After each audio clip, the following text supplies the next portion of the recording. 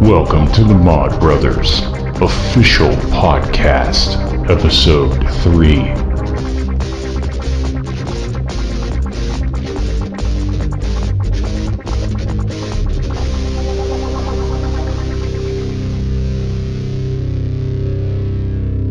Hello and welcome to the Mod Brothers podcast. This is episode 3, which is brought to you by mnpctech.com, the home of pro case modding and supplies.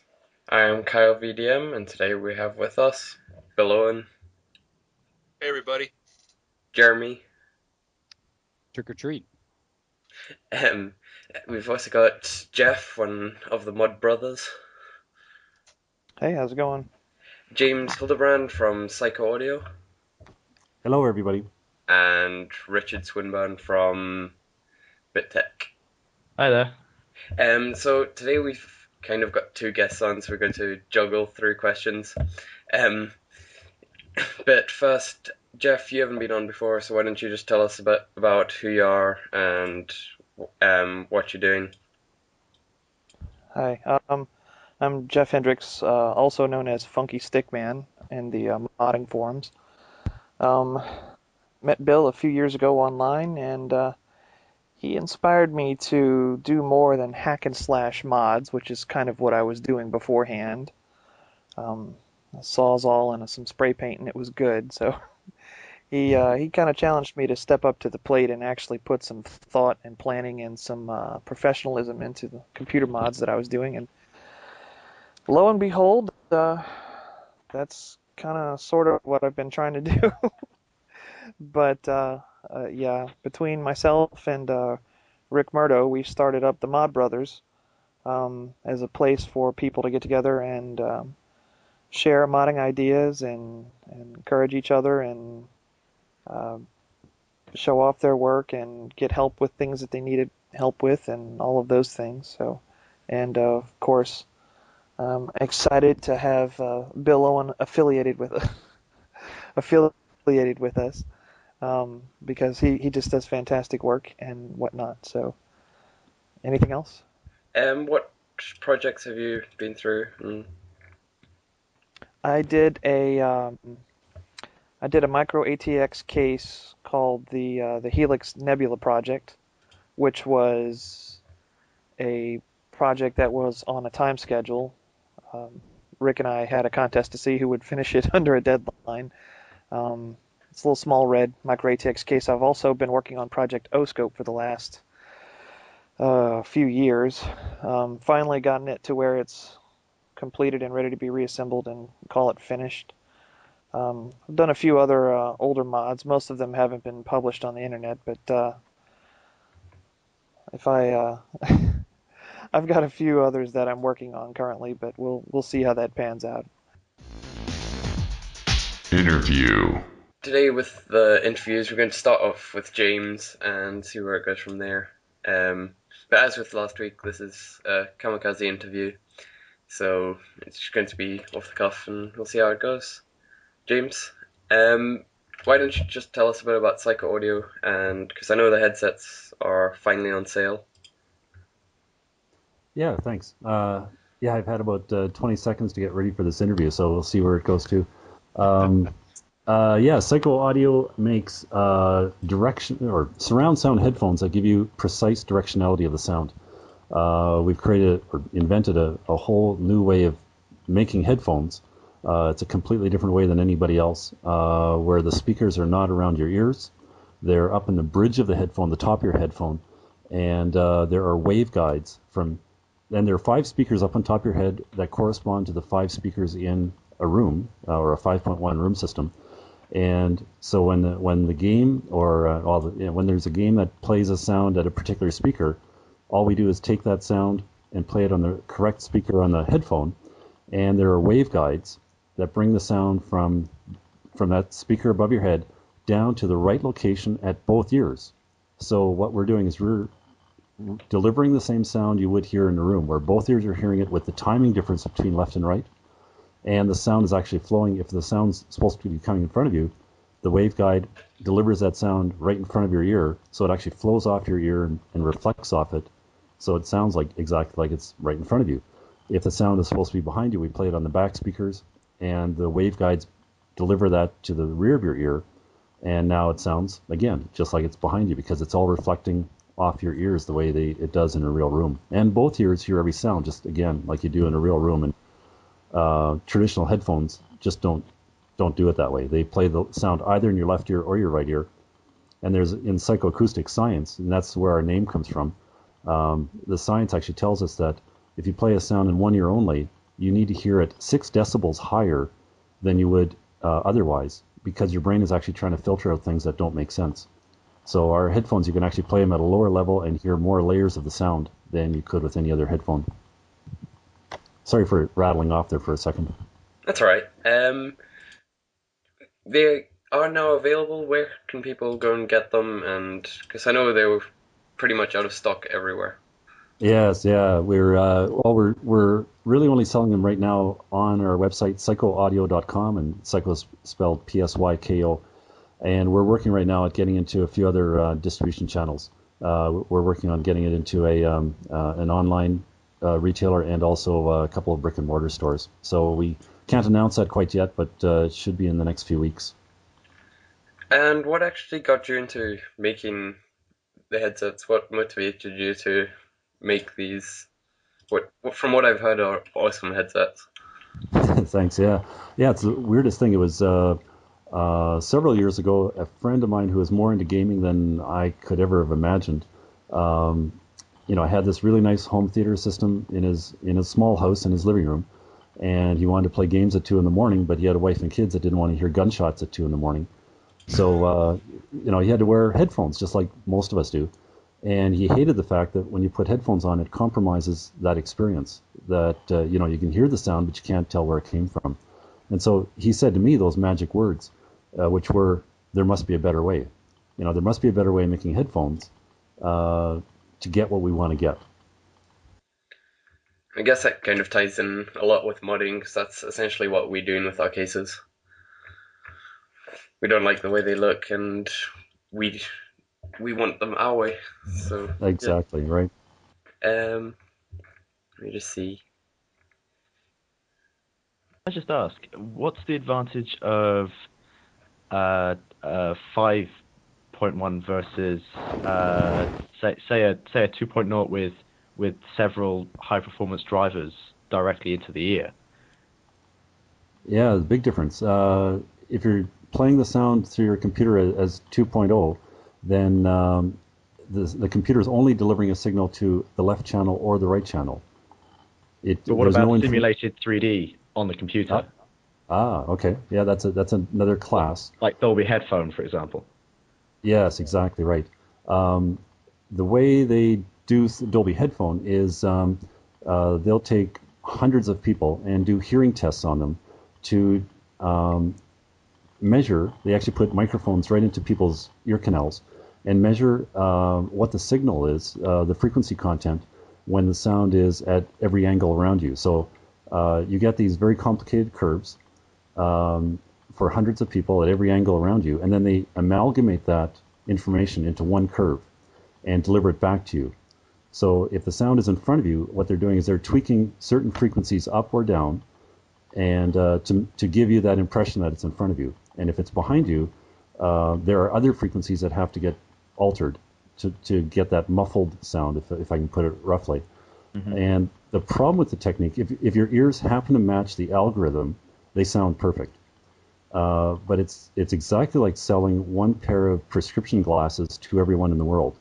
Our ears the shape of our ear determines which frequencies our brain are using to detect directionality of the sound. Okay. So if I'm sorry, one more thing was that our ears are as unique to each of us as our fingerprints. So that means that the frequencies you're using to detect directionality of sound might be a little different than me and everybody else in the world. So the Dolby headphone, like I said, works great to some people, but if you're not on that algorithm, it just doesn't sound right. And our technique is that we are creating a sound field around each ear that reproduces the room. and it's not simulation, it's physics, and then it bounces off your ear. So whatever ear shape you have, it just sounds natural to you. That is wow. Okay. I mean, does that convey the whole story, or do you have? Yeah. I can see from what you mean. I can understand that. I'm just, unless I hear it for myself and put them on, it's difficult to understand exactly what the differences are. I mean, I wear a pair of fitted, custom molded headphones for my in-ears, and to me, that works because they isolate me from the outside world. Right. So, I mean, every time we've had 5.1 headphones from like Zalman, etc., they've never really translated in the same way as a 5.1 speaker kit, because right. any 5.1 setup on a PC is if you select 5.1, it's designed for speakers that are several feet away from you, not right by your ear. Right. So right. And, yeah, that Zalman is a perfect example. That's another class, of approach to this. And what they do is they just put multiple speakers around each ear. But in that case, the left sounds are still only played in your left ear. The right sounds are only played in your right ear. So you're not getting this timing difference and volume difference between both ears. And they, in my opinion at least, they don't really do any job of the front back, because they're not really creating a flow of sound. They play the speaker into the ear cup, and you're not really getting any flow. With our waveguides, we're creating a flow, right across your ear from the front, or flowing past the back of your ear. So okay. it's quite a different experience. Will you eventually be able to try these on in a store? Because I know it's much like with the Zalman 3D screens, nobody actually knows what it's like until you can actually try them. Are you planning to be able to have, test the stations in stores eventually? Yeah, eventually. It's a process, right? There are many steps you have to go through to get into the stores, and then also to set up demonstration systems. But we're going to be going to a bunch of competitions and public events, trade shows, and things like that, where people can try them on and experience it. So you're going to be at CES this year? Absolutely, yes. Yeah. Okay. I'm just trying to find some more questions.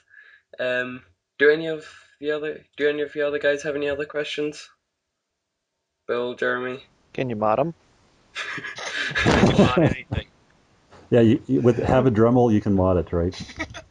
Flashing blue lights on the top sweat as every speaker fires. They flash. Ooh, I like that. Yeah, I know. You have to throw up a couple of wires up there to get some power there, but then you could do it. Have some VU meters and stuff on top. Yeah. We actually have it comes with an amplifier box, and on the box there's 6 LEDs. One is just for power, but there's 5 LEDs that are around in a circle roughly, serving the position that surround sound speakers would be.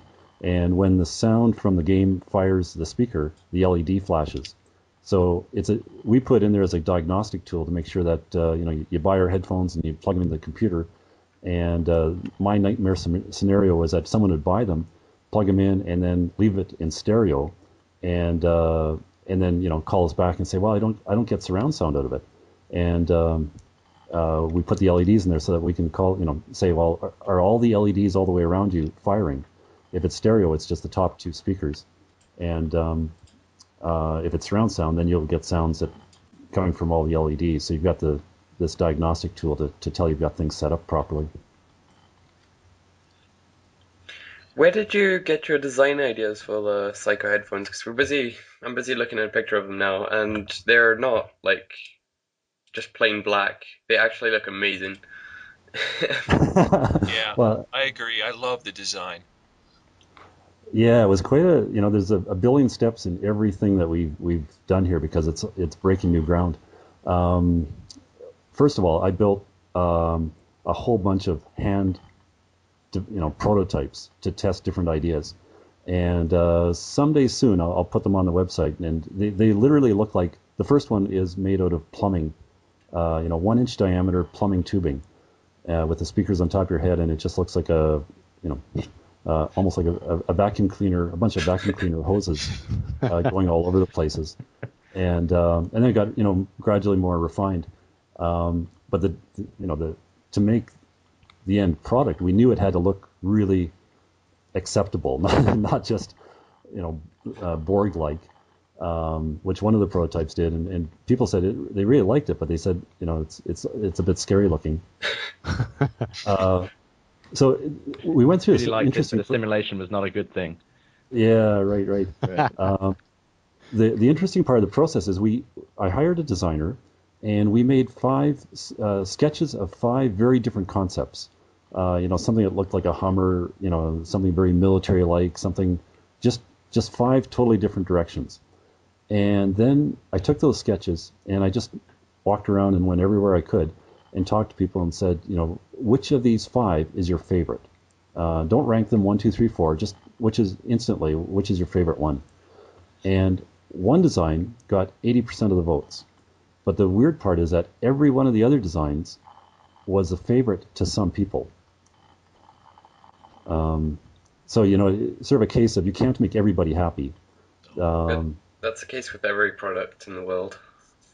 Yeah. Well, they look futuristic. I mean, that's what I like about them. It definitely breaks the mold for headphone designs. Definitely. Yeah, we had to break some molds just because we're putting so much stuff on top of your head. And we wanted to show the story of the physics of how it's working. And some people, even only after I tell them how it worked, they say, "Oh, those are tubes," because I think we didn't make it quite obvious enough that the front and back structure are actually tubes, and the sound actually flows through, from the top down to both ears. How heavy is how comfortable is the headset to wear? Because with all the speakers on top of your head. Sorry, I'm getting a couple of signals here. Everybody says they're comfortable. The shape around your ears is quite a big cavity, and we've had many people say that normal headphones, their ear touches one part or other of the headphone. They are heavier than other headphones. The Zellman has, I think, 6 speakers in it. There's a couple other models that have 8 speakers in them, and they're ours are a little bit heavier than even those, but there's a lot of padding on them, and they're clearly less heavy than say a motorcycle helmet or anything else that you'd do sports with or wear. So it's not going to hurt you, but they're definitely heavier. They're not earbuds and that light. Oh, but one other thing we wanted to do for comfort was I always hated headphones that almost any other headphones actually, because after playing about 20 minutes on a game, my ears would get hot and sweaty. So we made our headphones vented, so the side panels can pop. They pivot, and you can pop them open, and it doesn't affect the directionality of the sound at all. So you get you still get that full room system effect, and your ears are just totally cool and comfortable. One of the previous prototypes we had was totally open on the sides, and I did a test with he's a ranked Halo player, and I had a converter so I could play it on his Halo system on his Xbox, and he put them on and he just dodged his head around while he's playing. He kept saying, "Wow, that's weird," just over and over again, and I wasn't actually sure whether he was liking them or not. And he was playing.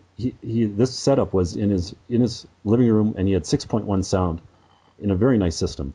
And he took them off, and he said there were 2 things. He said 3 things. I guess. First of all, he said they work fantastic. He said he was waving his arms about, he felt the rockets coming over this way and all that. And he said there's 2 problems. He said one is how come he can hear more with our headphones than with his room system. He said, "What's wrong with his room system?" And I don't know. I didn't go and analyze it, but I suspect because he wasn't, you have to be sitting in the sweet spot in a room, and it's very difficult to set up a room where everything's balanced properly. But you put our headphones on, and you're automatically in the sweet spot. And the other comment he made was, he said, they're actually too hot. And he actually had a bead of sweat on his forehead when he said this. But like I said, the ear cups were totally open, and I don't think it was the heat from the headphones that was the problem, because there is none. The problem was that he was getting more adrenaline than he'd ever had before. He was getting another level of experience out of the game. Yeah, he was being more physical with them then. And he really wasn't conscious that he was doing it, moving his head more to dodge things. Yeah, right. Yeah, right. Well, that's right. When he described the experience, he was waving his hands around, and he used the word "felt." Like he said, "I felt this rocket go whizzing by," and he would move his hands around where it came from and where it was going. Hey, maybe it could be the cure for obesity in America and the rest of the world. Well, we should call it the Psycho Fit. Yeah. Sell up a walking soundtrack,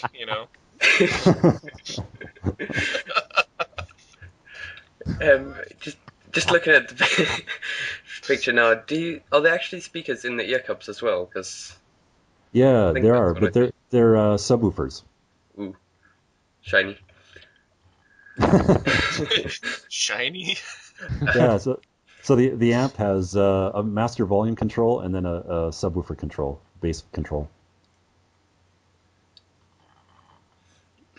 James, are you going to come out with different variables, like models on these? I know that this is your one model. Are you going to have like an intermediate and like an entry-level model variable on this?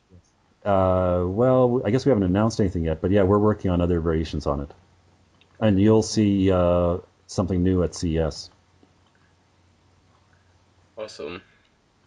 So we're taking suggestions. If you want to see something different, tell us. And it's not going to get done in the next month or so, but we're working on a roadmap of products. Well, I shall stick a link with the podcast to where you can send suggestions for the Psycho audio headphones. Yeah, that's cool. Yeah, we have a Psycho Audio Facebook page and a Twitter account, and we're setting up all these things just in the last week or so. So we'd appreciate that. And now, I think we can move on to Rich. So why don't you just tell us about who you are and what you do, and your screen name? We all love your screen name. No, I'm not saying that. Anyway, I'm Richard Swineburne. I'm technical editor for bittech.net. We're a online PC hardware gaming modding review site. We've been running since about 2001, been professional since 2005 now, and we're currently owned by Dennis Publishing, and we work out of an office in central London. I'm mostly reviews for PC hardware, and we work in a team jointly with a custom PC magazine, and between us there's about 9 people in editorial, and we cover all things enthusiasts in PC hardware. We do gaming across PC and consoles with a PC focus, and we also do modding content, promote the best mods that we find onto the front page. And we also run a Mod of the Month competition as well, where we promote in-progress mods from our forum. They're not complete, they're just they're the ones that show the most potential and have had the most progressive work on them. So we try to get our readers to vote on which one they like the best, and then hook the winner up with some stuff to keep them going. And at the end of the year, for the last 3 years now, I think 2 or 3 years, we've done a Mod of the Year competition where all the winners of the Mod of the Month competition plus the featured mods all go up against each other to win a big pot of prizes, and that's split between 2 or 3 people out of the contestants from the whole year. So we're kind of a bit varied rather than just a standard review site. So we're predominantly UK, but we also review for any English-speaking country, really. Because I know Bill's a big fan of custom PC, and Jeremy of BitTech, so. Mhm. Yeah. Well, we get a lot of people in the forum that go both ways, really, in the modding communities. It's not as big as, say, gaming or hardware, but it's very, everyone knows each other, I think, and we still try to work with quite a few top modders to get them kit when they need it, and hook them up with, or literally just give them contacts for the industry, so they can progress with their awesome mods. At the end of the day, we get a good article out of it. So, if it all helps if everyone works with each other and comes out with a lovely looking PC. Yeah. We all know you used to be a modder, so what projects did you do? And well, back in, where is it, 2001, I bought my first proper PC case, the old Global Win 802, and then I stole my dad's jigsaw and then cut a big hole in the side and a hole in the roof, and then stuck a couple of cathodes in it and some perspex in the side and a fan bus in the front, and that was cutting edge back then. and then later on, I custom painted a YY cube, the big steel server cases. Yes, unfortunately. That was before my time.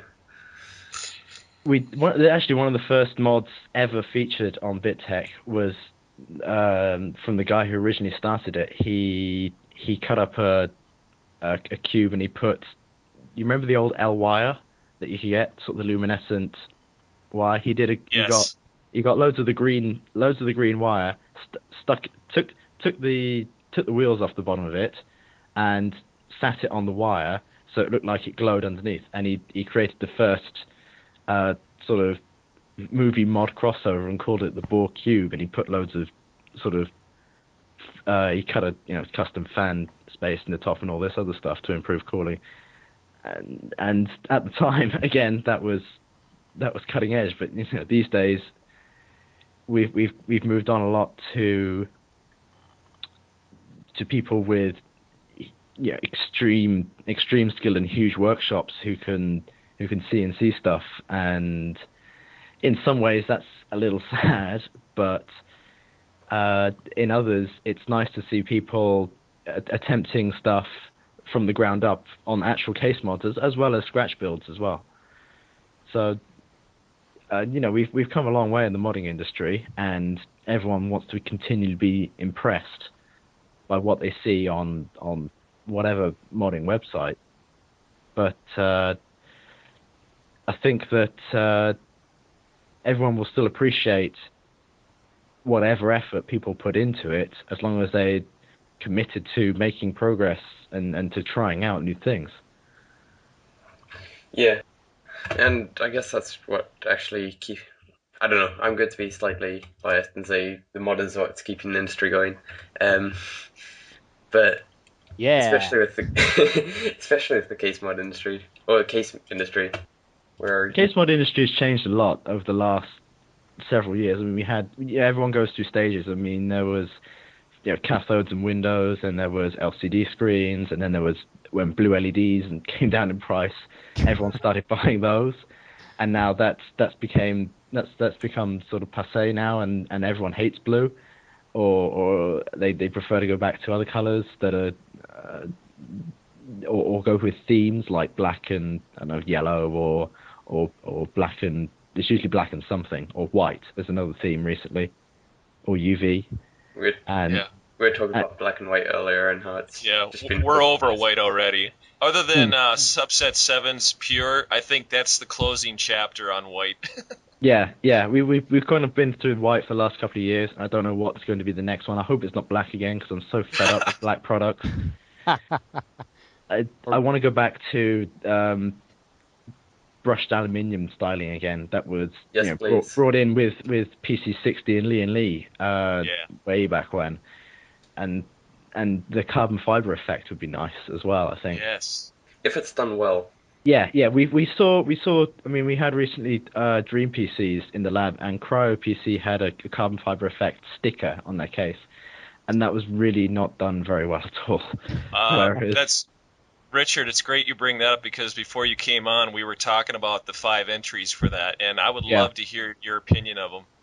Well, actually, it's basically people don't get what Dream PC is. It's we literally invite the whole of the UK case building industry, the people who do who do their own, not like Dell or HP who are seriously big, but the smaller people in the UK industry.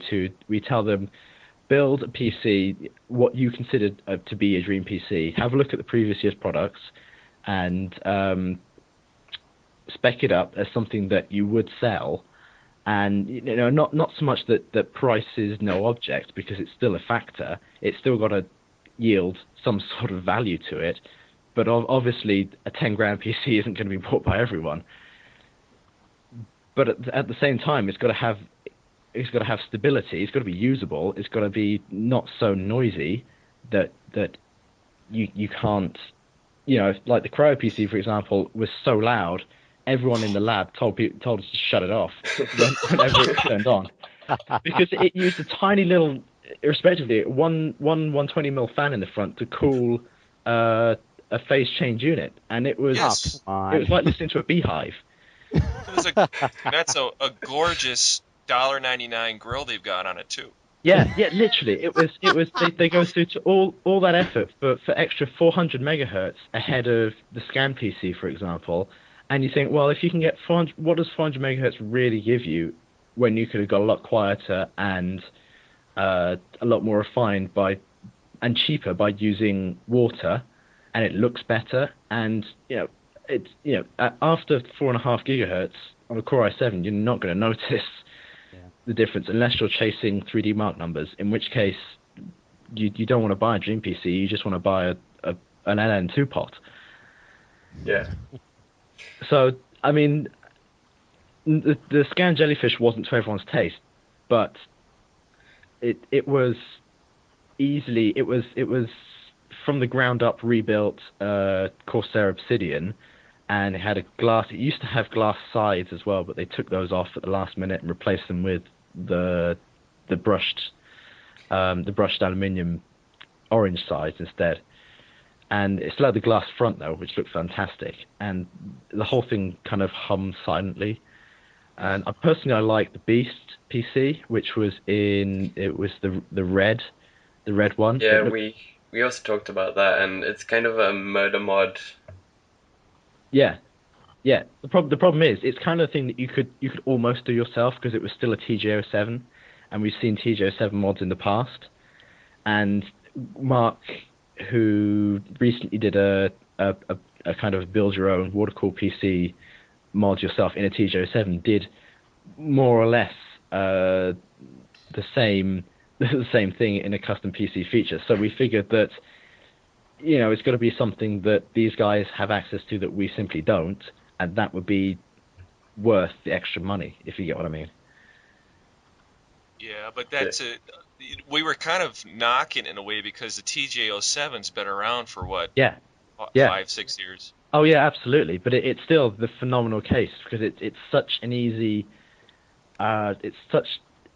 thing to mod to get into the way you want it. Yeah, it's true, because of the unibody core that it has. Yeah. I mean, this is why I don't like the. I mean, I'm one of the few people outspoken against the Corsair Obsidian. It costs 200 quid, and the front is glued to it. What?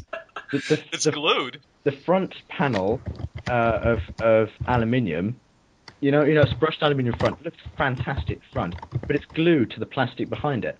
And I didn't know that.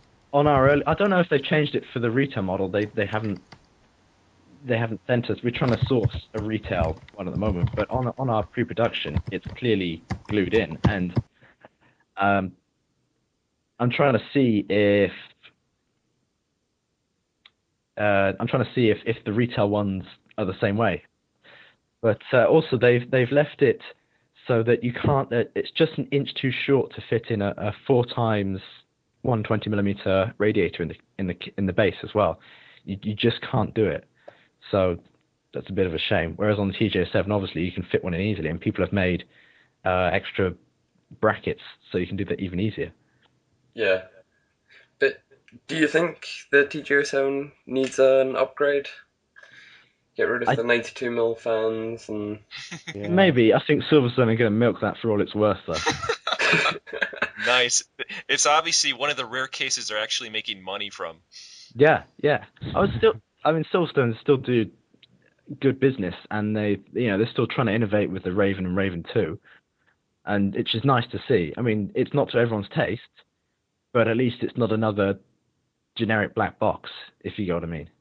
No, I mean, we were marveling at the engineering for the cooling on it with the 3 180s in the floor. I mean, that's ingenious, but the I don't know what's going on with Silverstone. They've got this new outlook for the exterior that's just ugly, you know? Yeah. It's got better from Raven 1 to 2. The Raven 1 looked like it was sort of Batman's PC, and whereas the Raven 2 looked a lot better. It was deceptively long. It was kind of like a boat. The Raven 2 kind of gets in the way because nobody's desk is that long. Yeah, it's really it. You can kind of, I don't know what, maybe it floats or something, but the fans in it, I mean, the concept is great, but we found the fans in it just didn't produce that much air. They're too slow. Well, it's not that they're too slow. Even on full, even up to full, it was tolerable to listen to, but it just still didn't shift that much air. I mean, we test with a passive graphics card simply because we want the case to cool it, and it tells us exactly how well the airflow through that area is. And obviously, if you've got a fan and a graphics card, then it helps high performance cards. But we specifically use one with big heat sinks on it, just to see how well the air from front to back is. And we put in the same PC we do in everyone, and it just didn't cool as well. Do you think that the top could be designed better for better ventilation, maybe? Maybe. It's difficult because they've still got to conform to the ATX specification for getting the cables out. Yeah. But I think the problem is, even if you try and route the cables neatly down one side, then unless it's on your desk and poking off the end of it, your cables for your mouse and your keyboard, etc., are going to be too short because they're angled left, right, up, down, around the back into the top. Yeah.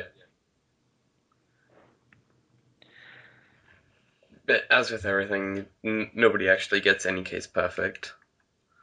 But it's good that they're innovating. Yeah, it's good to see something new. And well, to be honest, we haven't seen that much new in a while. From a lot of people. I mean, Cooler Master have done the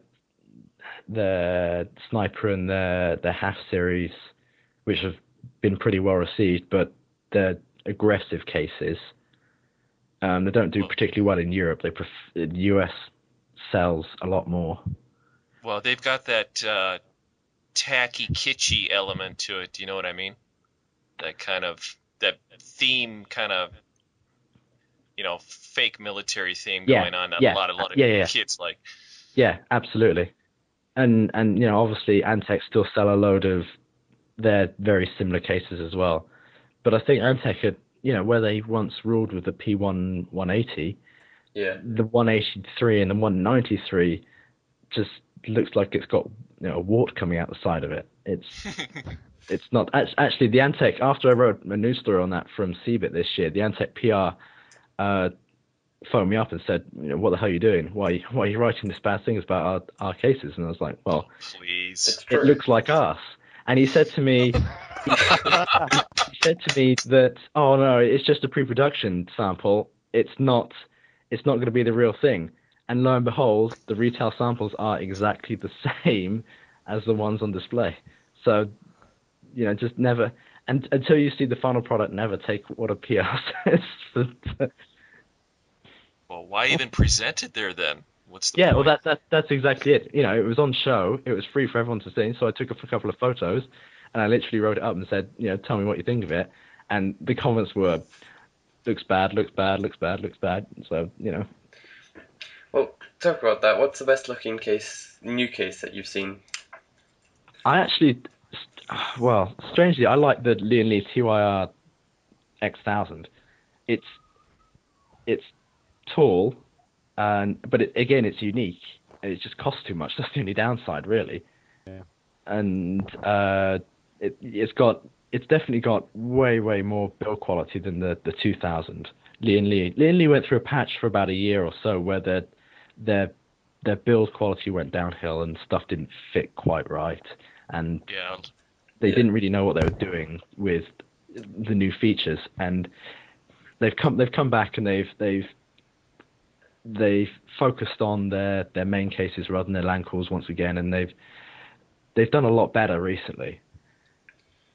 Their PCP50 again is very, very good as well. Yeah. But I think the biggest market of growth will be mini ITX, to be honest, and nobody does a really good mini ITX. I mean, Silverstone have tried, and they look okay, but I mean, the one I did recently was the in-win wavy case. It looks kind of funky. It's different, but the problem is the build quality is not fantastic. So I think it's still a growth market, to be honest. Yeah. Well, This would be a good way to rephrase the statement. There's no high-end quality ATX or ITX cases out there that are readily available. It seems like not even high-end. Even the £100 mark's affordable.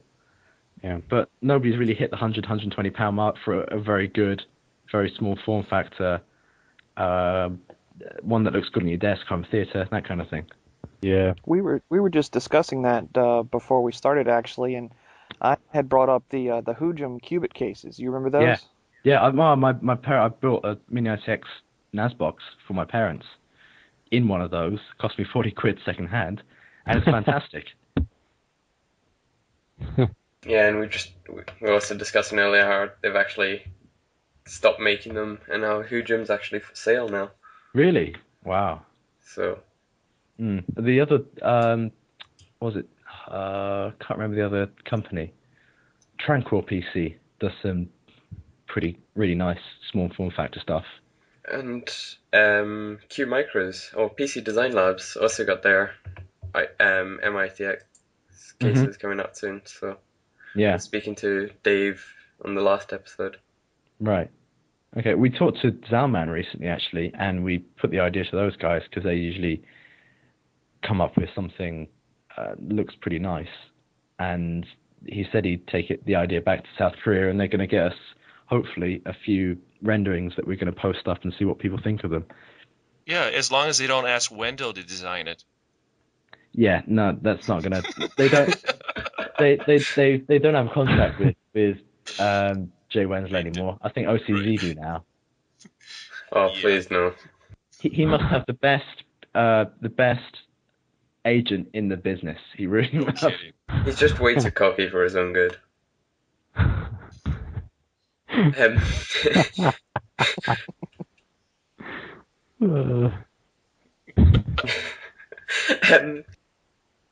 And Bill, what new case do you like the look of the most at the moment? What case would you like to cut on?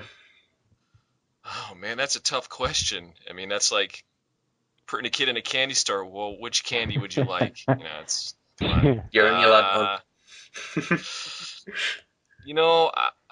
I would have to say, Leanne Lee had sent me their new the A71F, I believe it is.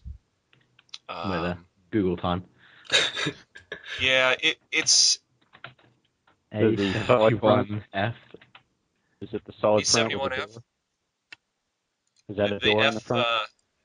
the F designates filter. Ooh, nice.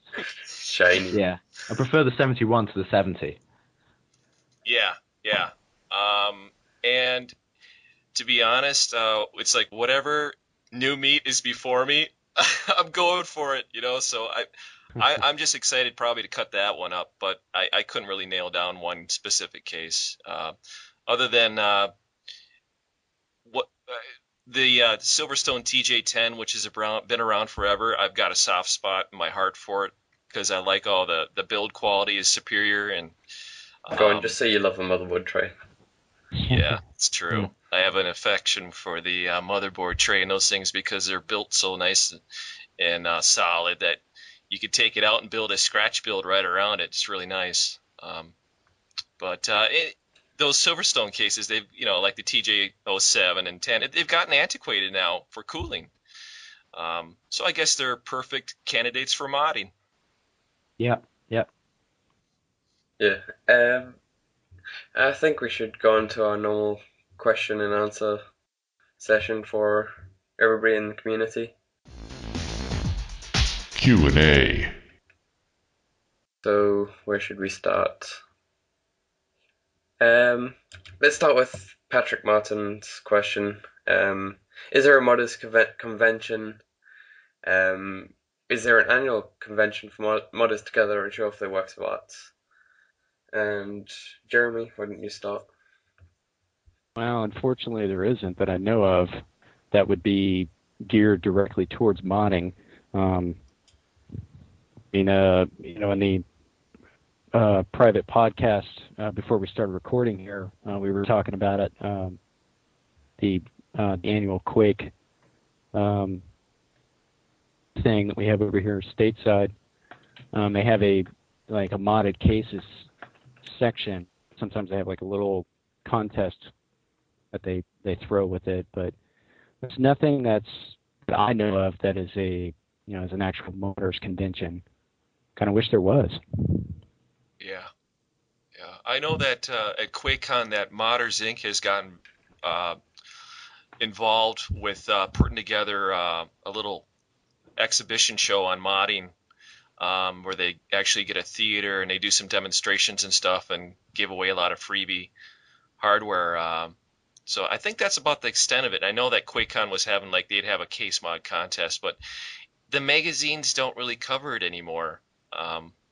That's a shame. It is, yeah. I think that modding, in a way, has gotten, although it's as big as it is, it's gotten fragmented a lot in the community. From what there was, it's just a few forums where everybody was at. It's just kind of all spread out now. So you've got one mod god in this community, a couple over here. They're not all congregating at one place and trying to organize something like that. It's an ego and politics issue, I'm sure. Yeah. And just logistics too. Yeah. Yeah, I think it's a big problem with modders because we're actually all over the world. If you just look at the podcast, there's 2 people from Britain, 3 from the US, 1 from Canada. So it would be really hard just to have a single convention somewhere. Well, shipping mods is virtually impossible unless you've got a shipping case to put them in, and that costs extra again. And then you've got to risk getting it there in one piece and back again. And it's really difficult because even if journalists do manage to go out there to cover them, I mean, my friend Magnus Wolverine in Sweden is going to DreamHack with Cooler Master in December up in Sweden, and he's like, yeah, you should come along. There's loads of mods up there. There's loads of gaming and stuff. You should get into that. And basically, no one's got any budget to take me and to help cover other things, and because we require sponsorship as well. So it's just a case of there's really not that much money in the industry for modding compared to PC hardware and gaming. Because respectively, it's a lot smaller, and the companies that specifically behind it are a lot more niche as well. Yeah, And I guess this is where the internet prevails, with places like the Case Mod blog, the Mod Brothers, BitTech, where you can show off your... Yeah, well, the thing is, when we were a lot smaller, we used to do a lot more modding because the community was fitted to the size of the site. And then as we grew, obviously our budgets and our readership grew, the diversity of editorial grew, and things became more gaming and hardware because essentially that was where the money is that kept us in our jobs. And modding gets pushed back a little bit, unfortunately, and we still promote it where we have time, but we have a commitment to those people that send stuff in for review, and also we find that we measure our traffic and we work out what does the best what does the best views to keep our traffic up. So obviously if that helps sales, then go ahead and then say we've got so much traffic to then sell advertising and stuff. So we've tried literally years and years and years and years to sell around modding, and it's never happened for us. So we still maintain it, and there was so much pressure just to give it up, but we still maintain it simply because the community's huge on BitTech behind it, and we love seeing the mods ourselves because it's the ultimate tie-in between games and modding, between hardware and modding, to see how people are inventive with the hardware that we review. Yeah. Well, from a modder standpoint, Richard, I wish we could see more modding stuff on the site, but I've seen you guys grow over the years, and it's understandable. I mean, you have to listen to the overlords, and what draws in readers, and also we brings here. I mean, sorry, I don't mean to interrupt, but we've tried to put more mods on, and unless they reach a certain caliber, I mean, we push the boundaries more and more and more and more, and they've finding those mods of the extreme caliber is difficult because that's what people expect now, and putting in the time with that monitor to get the pictures and writing it up with them and editing it and getting it into a way that fits on the site is actually it's very time consuming. And when we weigh that up against 3 or 4 mods that could generate X amount of traffic, sometimes it gets overwritten for in favor of hardware reviews. That's just how it is at the end of the day. No, it's understandable. I mean, you guys really do a great job over there, and it's a joy to go to the site every day. And I know you and I have had conversations in private about it, and I know your personal feelings about the whole situation. But you guys are doing a great job. Yeah. Well, we try to the whole modding. I mean, you see our project log forum, and people link back to your guys' forums all the time, and they go to their own countries and their own language as well, and the whole community knows each other, I think. So even if we do push something to the front page, it's already been known by those people within the industry anyway, and we're really just appealing it to a wider base of readership who don't venture into the forums or who just drop in occasionally. Yeah. And let's see, what's next question from Justin or JLF2898. Where do people get these usernames from? A generator. Can you guys explain how pressure works inside the case? I hear that if you have a certain amount of fans in one location and not enough in another, the pressure will not allow the right airflow over your components. So, Bill? Well, the difference is that at positive pressure, you're drawing in more air than what's exhausting, and then opposite with negative is that you're pulling out more air. And as to which is better, that's one of the longest debates I've seen over time. Personally, I've always done positive pressure, but the thing is that it really depends on what your setup is like, your hardware setup is like, because there's so many different layouts and cases now. Power supply is either on the floor, or it's up on the top, or it's in the front. Um, I was brought up by the guys that taught me about this stuff is that to go with positive pressure, because with a proper filter in the front, it will keep your system cleaner than using negative pressure, because negative, if you have more exhaust, you're going to draw in dust around cracks and crevices inside your case through your system. So that positive pressure, if a good filter system, was the better way to go. And I've built systems based on that, and I've seen really good results. Traditionally, the most traditional layout in a chassis is power supply at the top, above the CPU heatsink, intake in the lower front. So you're drawing cool air in through the lower front and then up and out.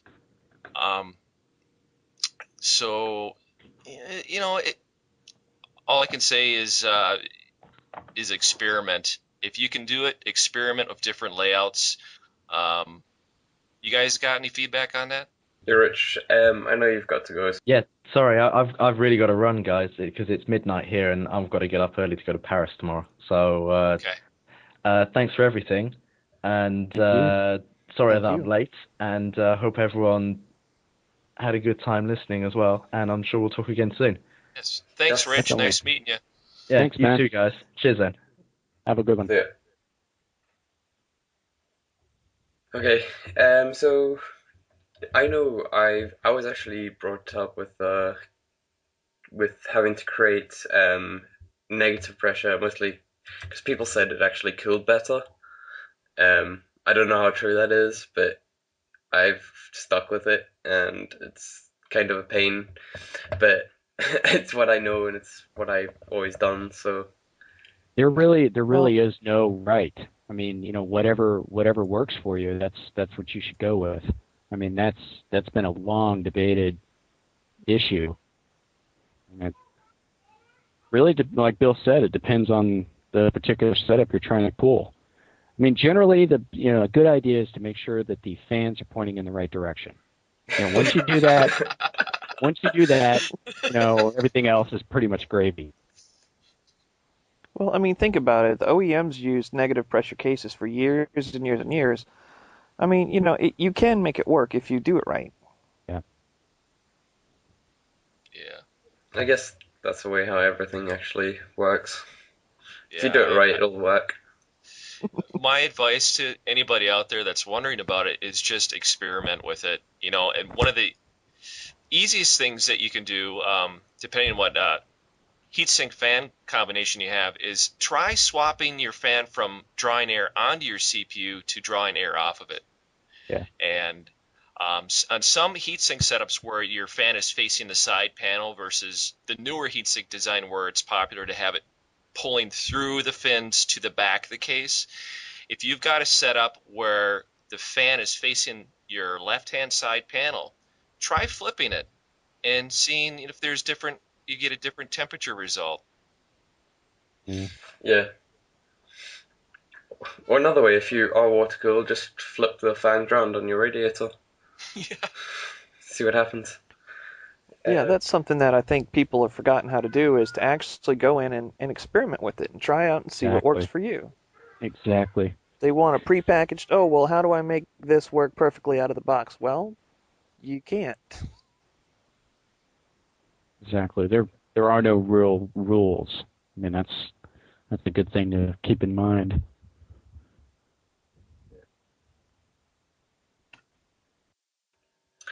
Right, next question is from Phil-Il-Duz. I can't even say that anymore. He's given it to me phonetically. Phil-Il-Du-ism, I think. What music do you listen to while modding? Jeremy? Oh. Well, if you knew me personally, my musical tastes run pretty much the entire gamut. Anything from classical music all the way down to power electronics and noise. I listen to vacuum cleaners. I mean, my collection is so vast I wouldn't even begin to be able to cover this stuff. Recently, I've been listening to a lot of electronic music. I'm a big fan of the the so-called future pop stuff. EBM, just good old industrial music, melodic metal, progressive metal, old country. It really just depends on the mood I'm in that day. Right now, I have the new Placebo spinning. Let's see, a band by the name of Player Commander, headed by a guy by the name of James Hall. Lacuna Coil, Mind in the Box, Opus, OSI. I'm just going to stop you there because we could be going forever by the sounds of it. Well, here's a suggestion. For those of you guys who actually want to see what we listen to in real time, you can go to Last FM and join the Mod Nation or the Mod Brothers. I think it's still under the Mod Nation, right, Bill? I haven't done that in like 2 years. Okay. I've still got mine set up to do it, so you can actually FM and actually see what some of these guys are listening to in real time. So just throwing that out there is kind of something neat you could try. And I personally like to listen to podcasts while modding. It just allows me to have people talking around me while I'm working. I don't feel like I'm all on my own in my shed. I like to listen to people argue. Hey, this would be perfect, wouldn't it? What about Jeff? Jeff's got a real good eclectic taste too. I think we all have eclectic taste in music. Yeah. Pretty much, yeah. There's I listen to just about everything from Chicago blues to Southern gospel to classic rock, hard rock. I mean, just about everything. Anything with that you can move to. I don't listen to a lot of music when I'm actually in the shop cutting stuff up, just because my air compressor is loud and it's really noisy. But I'll listen to a lot of that when I'm in the planning stages or I'm thinking about it or when I'm painting or something like that. You see, I'm the opposite. The only time I listen to podcasts when I'm doing everything else and listen to music while I'm cutting or whatever, and I just have my Sennheisers in and can't hear a thing. I listen to, part of my modding is music. I can't, in some ways, if I don't have music going, I stop, wait, something's wrong here. And I'm kind of old school. I just got an Apple iTouch a while back, so I'm finally starting to download music off the net, but I still got a stack of CDs on top of an old single CD player, so when a disc stops, I have to go swap it out. And but I love classic rock, heavy metal, alternative, more indie stuff. Indie stuff's brilliant. Yeah, Catherine Wheel, Swerve Driver, Ride, a lot of they call it shoegazy music, but this week I got turned on to a band that I didn't even know existed, and it was based because I saw this documentary called The Story of Anvil, which is they're a heavy metal band from Canada from the early 80s, and nobody really knew about them because they had poor management on their record label, but I kind of delved into they've got 13 different albums that were under the radar, and so I've been delving into that stuff, and it's like a Judas Priest, but a little heavier. And it's good when you've got Brad in the shop, and he's like, put something on. And you're like, okay, I'll put this on. And then he starts drawing something, like a skull, flames. And because he gets inspired a lot by the music he listens to as well. So. Yeah. Let's see. Scullen, another good friend from the UK, asks, acrylic, aluminium or steel, which do you prefer to work with? And I think, Jeremy, you're kind of a given with that, being the acrylic god. Oh, jeez. That again? Indeed. I'd say probably the first two out of the three I definitely prefer. Steel, unless I absolutely have to, like if it's a commission build or there's nothing else around, I will mess with steel. But most of the time, I just avoid it like the plague. Obviously, acrylic and aluminum are definitely fun materials to mess with. Jeff? I guess it's part of my experience and part of me being old school and modding mostly cheap cases, but I prefer cutting up steel cases. I think it takes a little more work to get what you want out of a steel case, but it's a little more forgiving than the aluminum ones, because you can screw up an aluminum case really quickly. Yeah. I prefer aluminium.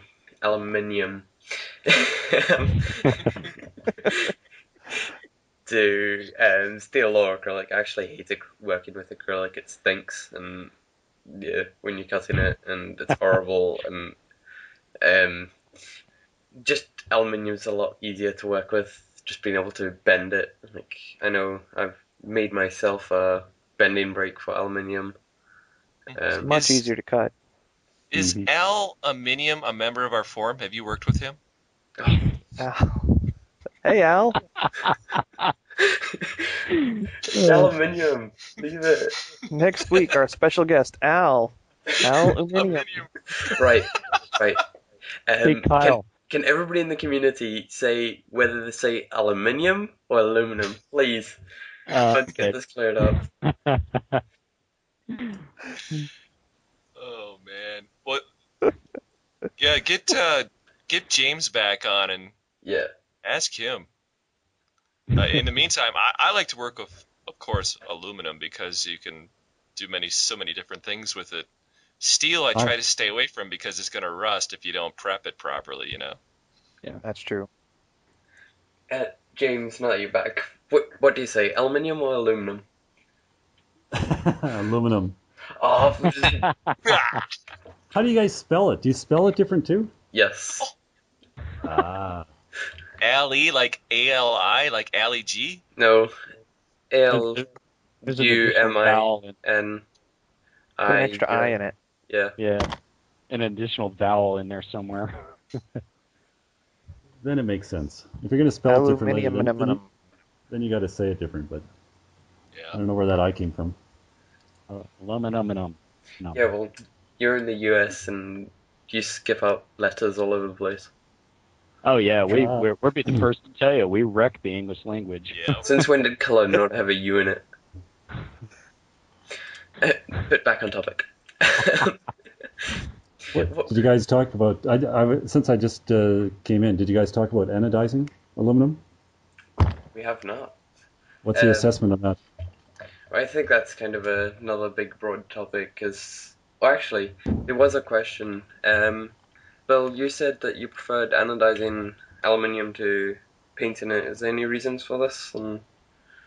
Yeah, well, there is... well, first off, in my opinion, it looks better when it's anodized. I love those different kind of candy-like color finishes. And in our realm, with so many brushed silver and brushed black anodized cases, Silverstone and Leon Lee, that we have, our fangirls, we offer them an anodized finish. They just look better because you can see the grain. I mean, you look into the color, you see the grain from the aluminum, which I really like. Now, if you paint or powder coat them, you lose that. And so me, being the skeptic, I'm like, well, is this steel or is this aluminum? That's because I know that there's some steel grills out there that are powder coated, and people are like, well, I don't know, is this aluminum? Well, so I just like the fact that it's aluminum, and you know it when it's anodized. Our amplifier case is extruded aluminum, and right now it's painted, but I think in the next version we'd like to go with anodizing. Yes. Even a I think clear it makes a more durable anodized, James. finish. I'm sorry, there were two guys talking at the same time. Yeah, clear anodizing. Our first samples came in as clear, and they looked fantastic. I don't know. Actually, I actually don't know why we went painted, but I think because we wanted to match the exact color of the dark gray on the headphones. Yeah, the and anodizing is more than just a coloring process. It actually creates a hardened layer on the outside of the metal. Also, it doesn't. It's more durable than paint in many ways, and the only thing is with anodized aluminum is the fingerprint factor. You know, when it's black, you can see all the oil from your fingerprints on it easy, and it almost like it absorbs it. It's harder to get it off, you know. Oh, ouch. Quick spray of Windex will take care of that. Good tip for you people out there that are trying to get rid of the fingerprints off of your anodized cases. Just spray a little bit of Windex on a paper towel and wipe it right off. Would it be just a dumb idea to do a clear coat over the anodizing? No, they do actually a clear anodized finish. The anodizer will do a clear finish on it. No, but I mean after whatever color you've chosen to do a clear coat, so it's. Yep, you can do that too. Yeah, Bill's done that in the past. Okay, and fingerprint factor. Yeah, it just does the anodized finish doesn't absorb it as much, and it's easier to clean up, definitely. Right. Yep. Well, I think around the community there are some guides to anodizing small like screws and stuff at home. I think you'd have to look into that a lot, and because anodizing's not an easy process, using acids and electricity and all sorts of other weird and wonderful things. There's a lot of I've seen a lot of do-it-yourself guides out there. In fact, when I was doing some research, there's a couple guys on eBay that were selling do-it-yourself home kits where they would supply you with everything. I've never seen it done in person, so I don't know. I'm sure there's some hazard factors to take into account. I don't think it's for everybody to do. Well, essentially using battery acid. So. Correct. That's correct. You actually use battery acid for that. There's a company, Caswell Plating, sells do it at home anodizing and plating kits. I was looking at that earlier today. But to anodize, you need some pretty hefty power supplies and all the rest as well. So. Correct. Let's move on. Let's see. More weird names I can't say. Coronarwix, I think. I don't know. I'll move on with the question anyway. This is an idea I want to implement on my Antec 300. Is it possible to create your own fan controller?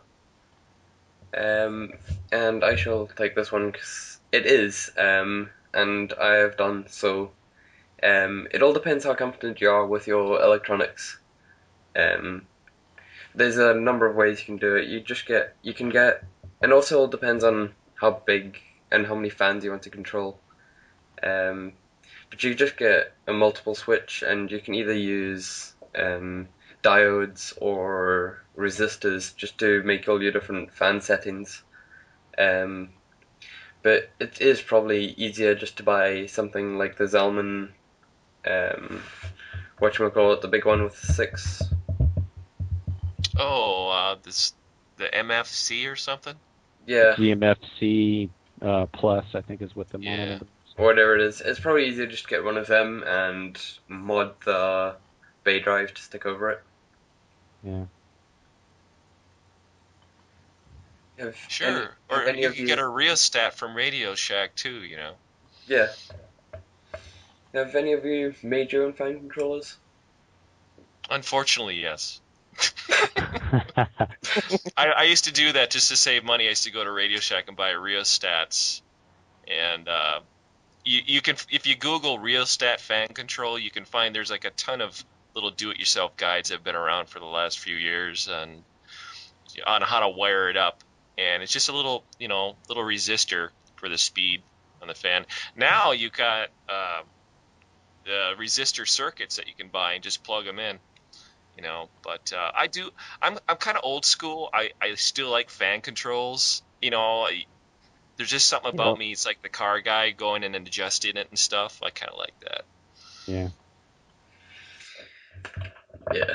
I'm kind of more into the software fan controller than something along. I can't even remember the name of it anymore. I'll find the link, but it's you plug your fans into it and it's USB controlled.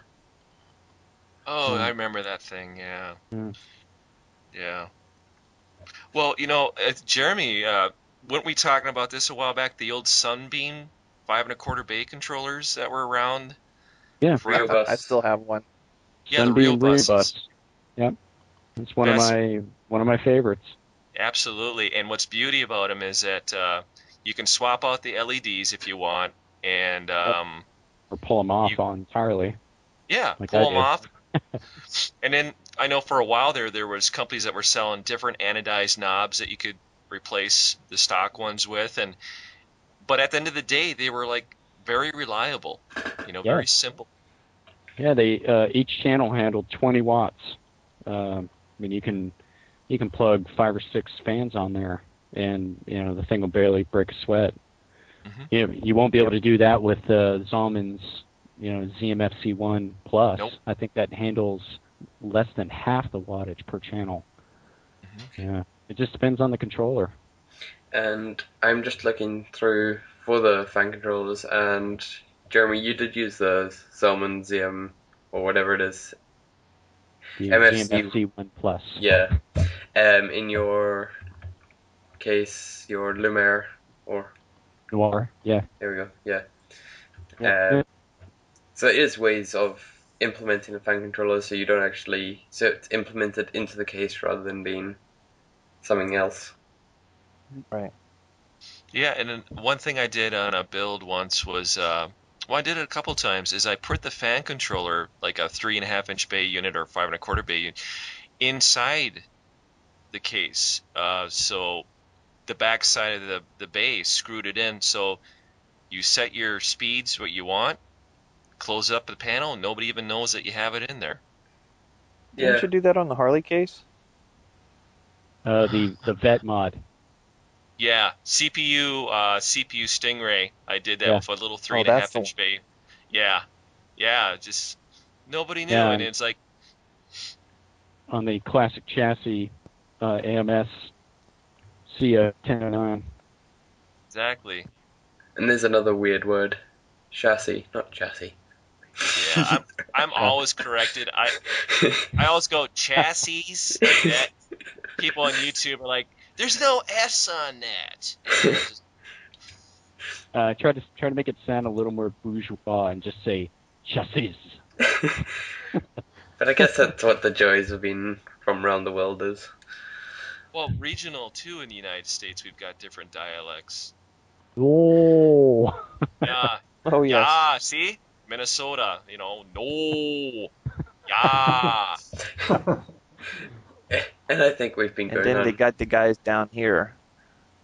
And I think we've been going on for long enough. We don't want to bore everybody with all our guff. So thank you for joining us. Thank you, James. Oh, thanks a lot. And to everybody else. Thank you. Yes. Thank you. Thank you guys for listening again, and gals. And we shall Model on. and we shall see you guys next time. See ya.